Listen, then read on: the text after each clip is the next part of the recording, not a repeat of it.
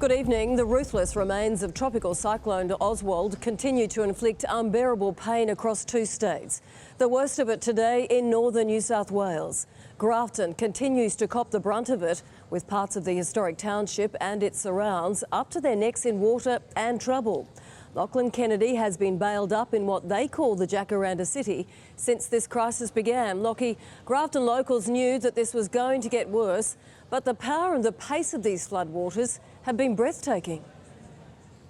Sandra, I've simply been in awe of it since I arrived here. I mean, it's just come down with such force. It all started as a bit of a spectacle, everyone just watching the river rise. Then it became quite scary as the evacuation warnings and the orders were issued as well. Now, you'd have to say it's just a bit sad. Have a look at this hire business that was right on the banks of the Clarence River.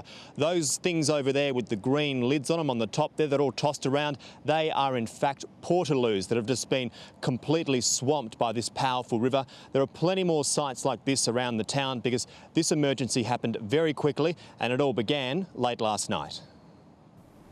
The mighty Clarence River, swollen, angry and swallowing up homes. The speed at which it rose, an unpleasant surprise. It's the biggest I've seen. We've been here for about 33 years. At 11 last night, it was sitting at 7 metres. Pete Aberton was keeping a close eye. His backyard is the town's levee. So you got the water right here. I'm sleeping right next to thousands of tonnes of water. So that's your bedroom just there? Yeah. At 11 a.m, as the river peaked at 8 metres, he was getting ready to leave. I'm ready to lose it all.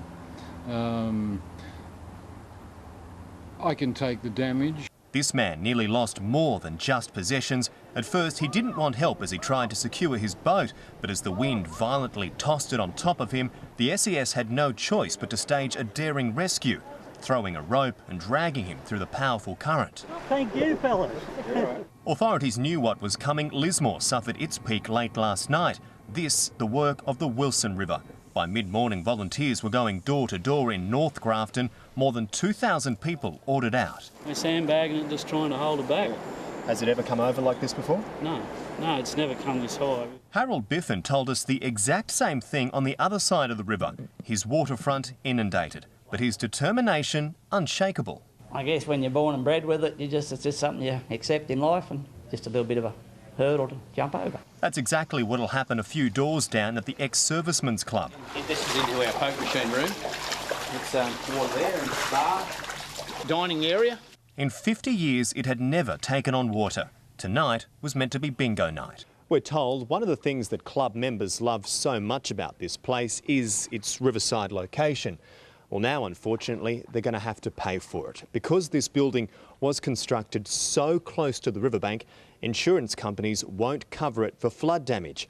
So that means the cost of fixing all of this is going to have to be funded by patrons. Yeah, there'll be a fair bit of expense involved in it, but end of the day, we'll come out looking good. In a town as resilient as this, that's inevitable.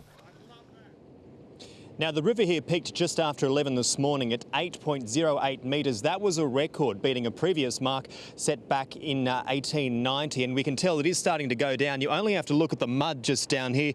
You can see the mark where it got right up to this morning, and now it's starting to recede. Another good sign as well is the bowling club just over there. People are in there for the first time today. It's been underwater, and we've been watching its beer kegs, in fact, just float all over town. We know it's going to be a long clean up here, but one thing I can say about the people of Grafton, they are not scared about getting their hands dirty.